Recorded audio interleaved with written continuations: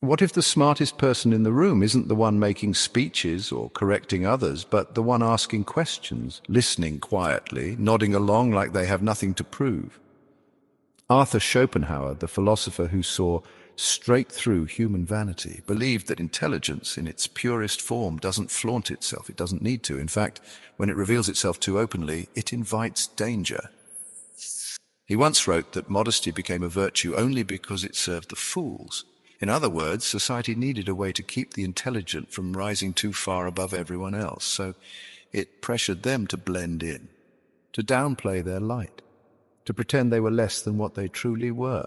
And the most brilliant among us, they learned to survive by doing exactly that. This wasn't about humility in the moral sense. Schopenhauer wasn't handing out virtue points. He was describing a survival mechanism. In a world dominated by ego, where most people feel threatened by what they don't understand, being visibly intelligent can trigger more resistance than admiration. So the wise learn to wear a mask, not of deception, but of protection. He laid it out plainly in The Art of Being Right. One of his favorite rhetorical tricks: if your opponent makes a strong point and you can't immediately respond, simply claim their argument is beyond your comprehension. Say you're not equipped to judge. What sounds like concession is actually a weapon. You're subtly suggesting that their argument is nonsensical, or worse, not worth engaging. That's the paradox Schopenhauer exposes again and again. Sometimes the greatest strength is in pretending not to have it, because when you hide your sword, people stop reaching for theirs.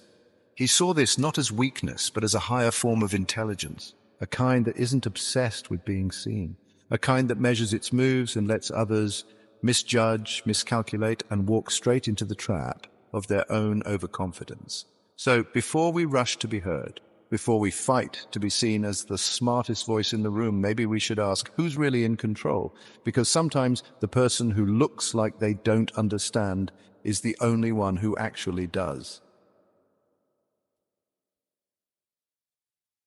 Here's a question worth asking. If intelligence is so powerful, why does it need to hide? The answer, according to Schopenhauer, and confirmed by centuries of human behavior, is simple. Most people don't want to be around someone smarter than them. They want to feel clever, capable, in control, and if you make them feel otherwise, they won't admire you, they'll resent you. So, the wise don't always correct the mistake. They let it hang in the air, they nod, they smile, they let the room believe what it wants to believe, not because they're cowardly, but because they're calculating. This is where modern psychology catches up with ancient wisdom. The Dunning-Kruger effect shows us that people with low ability tend to overestimate themselves. And the more competent someone becomes, the more they realize how little they actually know, which means the real experts, they rarely need to prove it. They're the ones staying quiet, while the overconfident hold court. But here's the twist, that humility, whether sincere or strategic, creates space. It makes others feel safe. They relax, they open up, they expose more than they realize.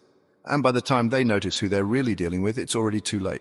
Socrates made a philosophy out of this. He claimed to know nothing, asked basic questions, and let others show their hands. The method was simple. Don't declare what you know. Let others assume they know more and watch as their logic collapses. Sun Tzu called it straight pretend inferiority and encourage their arrogance. It wasn't a moral statement, it was a war tactic. Make them underestimate you. Let them believe the fight is easy, then strike not with more force, but with more foresight. Schopenhauer's version wasn't about swords or battlefield. It was about everyday life, conversations, social dynamics, navigating a world where showing your full hand only gives others more reason to play against you. He believed that the intelligent should never feel compelled to expose their intellect, that sometimes the sharpest move is the one that dulls your appearance, not to deceive maliciously, but to protect your freedom, your clarity, your strategy. Because when others don't see you coming, they don't see how much space you've already taken. And by the time they do, you're not playing their game anymore, you're winning it. So, no, playing dumb isn't about shrinking. It's about choosing when and if to reveal the truth. It's about controlling perception in a world that rewards image more than insight. And it's about knowing that being seen as the smartest person in the room doesn't matter if you're already 3 moves ahead. There's something unsettling about silence. It doesn't defend itself, it doesn't posture, it doesn't ask for your attention, and yet it holds a kind of authority that noise can never match. Schopenhauer saw this clearly. He didn't just understand intelligence, he understood what happens when intelligence walks into a room. People don't usually welcome it. They compete with it. They challenge it. And when they can't win, they find ways to reject it. So the wise, he said, learn to wear the mask. Not to lie, but to live unburdened. They don't walk into every conversation like it's a duel. They don't interrupt. They don't correct. They don't explain what doesn't need to be explained. Because they know that silence, when chosen, is not submission, it's control. And there's a reason this works, because most people equate quietness with weakness. If you're not asserting yourself, if you're not showing off, you must not know much. That's the common assumption. And the quietly intelligent, that they let that assumption linger. Not because they're afraid to be known, but because being underestimated is more useful than being admired. Modern psychology calls this impression management. A person controls how they're perceived, not by flaunting who they are, but by choosing what they allow others to see. Self-deprecation, small admissions of ignorance, even asking questions you already know the answer to, these aren't confessions. They're strategies. They create space. They let others feel bigger, smarter, more dominant. And in that space, people start revealing themselves. They talk more. They boast more. They say the quiet parts out loud. And all the while, the one who asked the innocent question gathers more than they ever gave away. This is what emotional intelligence looks like when it's weaponized, not to manipulate, but to navigate. Because in a world where ego is constantly trying to be the loudest, the person who can stand still and say nothing becomes the most unpredictable presence in the room. You see it in leaders who don't shout to command respect. You see it in negotiators who listen longer than they speak. You see it in the sharpest minds who let the spotlight pass right over them until the moment it matters. And when it does, the shift is seismic, because no one expected the quiet one to be holding the sharpest blade. This is the kind of intelligence Schopenhauer admired, not the kind that needs applause, but the kind that's 3 steps ahead, cloaked in understatement, intelligence that doesn't need to be seen to be in charge. It's why he warned against pride. Not because it was immoral, but because it was dangerous. The moment you need people to know how smart you are, you've already lost your advantage, because true power doesn't need to be recognized. It only needs to be ready. And sometimes silence is the loudest move on the board, on the key. Not every battle is won by being the strongest. Sometimes it's won by being ignored. George Washington knew he couldn't beat the British by force, so he beat them by illusion.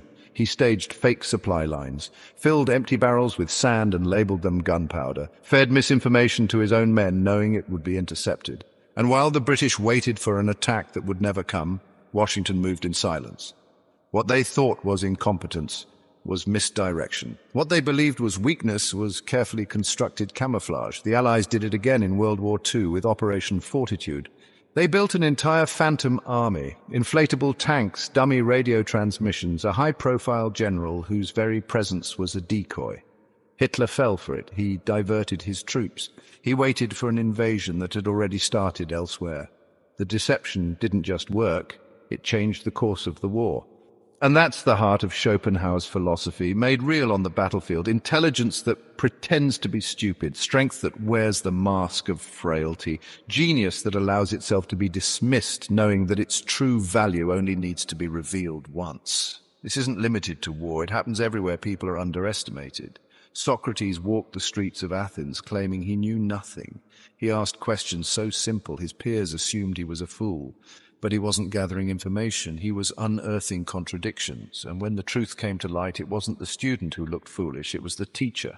Even Muhammad Ali used this tactic. In the ring against George Foreman, he leaned back on the ropes, took hits, acted tired, looked like he was losing. And when Foreman's strength was gone, Ali struck. It wasn't luck, it was patience, wrapped in the performance of exhaustion.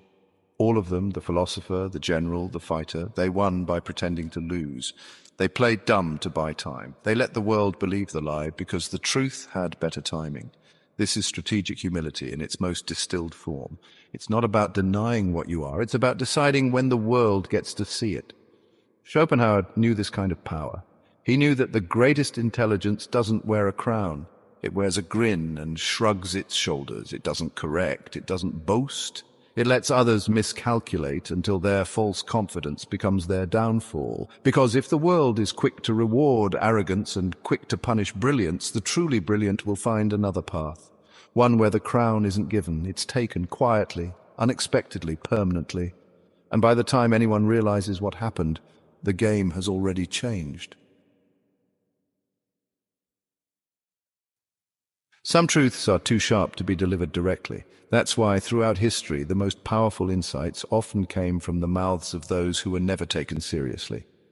In Shakespeare's plays, the fool is never just comic relief. He's the one character allowed to speak freely to kings. He tells the truth no one else dares to say, but he does it in riddles, jokes, and irony. He wears the mask of madness, not because he's lost, but because he knows the price of being honest without it. That's not just a literary device, it's a survival strategy. The fool lives because the king thinks he's harmless. But what the king doesn't see is that the fool is the only one in the room who's free. Schopenhauer would have recognized this immediately. To him, the world wasn't governed by reason, it was governed by appearances, ego, and fear. And anyone who challenged those illusions directly would be cast out, or worse, crushed. So instead of walking in with fire, the intelligent learn to move like smoke, subtle, unthreatening, invisible, until it's too late to stop. That same principle lives in the parables we were told as children, long before we had words for strategy or self-preservation. In The Emperor's New Clothes, it isn't the advisors or noblemen who see through the illusion, it's a child. Why? Because the adults are too afraid of looking stupid, too afraid of losing status. They'd rather pretend they see the brilliance in something fake than admit they see nothing at all. And yet the only real intelligence in the room came from the one person too young to need validation. That's the kind of clarity Schopenhauer admired, truth that doesn't care how it's received. You see it again in the Taoist tale of the useless tree. A gnarled, misshapen tree is left standing while all the straight, perfect ones are cut down and used for lumber. Why? Because the tree had no obvious utility. It survived because it didn't draw attention. Its ugliness became its armor. That tree didn't pretend to be strong. It didn't need to. It thrived precisely because others dismissed it. This is the essence of Schopenhauer's strategy. Don't fight to be seen. Don't chase recognition. Let others overlook you. Let them think they're smarter, faster, more capable. Let them underestimate you. Because the moment someone sees you as a fool, they stop guarding themselves. They speak more freely. They show their weaknesses. And when the time comes to act, they're completely unprepared. That's not just wisdom, it's freedom. To be smart enough to know when to look stupid, to be powerful enough to never have to prove it, to move through the world with your full capacity hidden just beneath the surface, untouched by the eyes that aren't ready to see it. That's not cowardice, that's the highest form of control, and those who master it don't just survive the world, they outlive the noise, outmaneuver the arrogance, and outthink everyone who thought they were winning. We live in a world where performance is currency. Say the right things, wear the right clothes, project the right confidence. It's a game built on appearances, and in that game, those who are truly intelligent often find themselves at a disadvantage. Not because they aren't capable, but because they refuse to play the part. Schopenhauer never wrote for applause. He wasn't interested in being liked. He told the truth as he saw it, that most people mistake intelligence for threat, and the greatest power often lies in pretending you don't have it. He saw what happens when brilliance shows itself too soon. It gets mocked, challenged, envied, or attacked. So instead he chose a quieter path, one where intelligence doesn't need to declare itself, it simply waits. Because when you wait, something remarkable happens. The world forgets to defend itself, it lowers its guard, and then, in one small moment, one move, one word, one action, you reveal the thing they never saw coming. That is not passivity, that is precision. And this isn't just philosophy, this is life. In a conversation where someone's wrong but loud, you can let them speak, let them believe they're winning, let them think you're too slow to keep up. And when the time comes, your quiet correction lands with the force of finality, not because it was shouted, but because it was earned. Or in a workplace where you know more than you let on, you watch, observe, absorb. You become the one who sees the patterns, the one who doesn't compete for credit, but ends up with influence that no one can quite explain. That's the hidden crown. It's not given, it's not fought for. It's taken quietly, patiently, deliberately, by those who understand that the loudest room is often the most blind. And when the time is right, and the illusion collapses and the noise fades, only one person is left standing with the full picture in hand, the one they never expected, the one they never feared. The one who knew all along that being seen as foolish is just another way to stay free, that playing dumb, when done by the truly wise, isn't weakness, it's the highest form of strategy. So the next time you feel the urge to correct someone, to assert your intelligence, to prove your worth, pause.